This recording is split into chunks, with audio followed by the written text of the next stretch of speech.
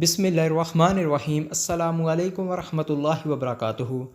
एक बहुत ही गरीब शख्स अमदाद के लिए किसी सेठ साहब के पास गया। सेठ साहब दिल के कमज़ोर थे।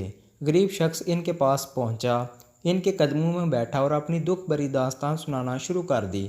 इसकी कहानी और इसका लहजा इतना दर्दनाक था कि सेठ साहब के आंसू निकल आए और वो भी गरीब सवाली के साथ बैठकर रोने लगे।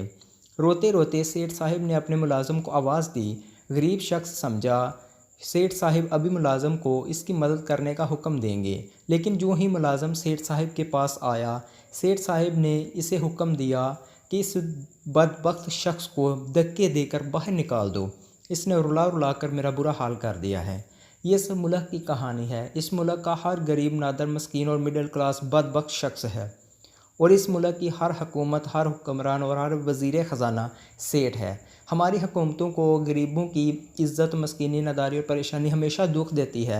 ये लोग आम शख्स के दुखों पर गमगीन भी हो जाते हैं, इनकी आंखों में आंसू भी आ जाते हैं और ये गरीबों की गुर्बत देखकर बेचैन भी हो जाते हैं, क्योंकि इसकी कहानी और इसका लहजा इतना दर्दनाक है।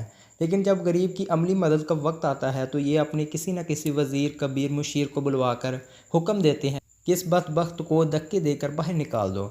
इसने रुला रुला कर मेरा बुरा हाल कर दिया है।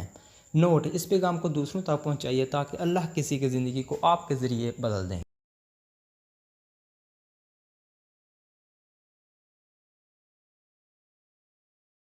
और बेटे की आकबत भी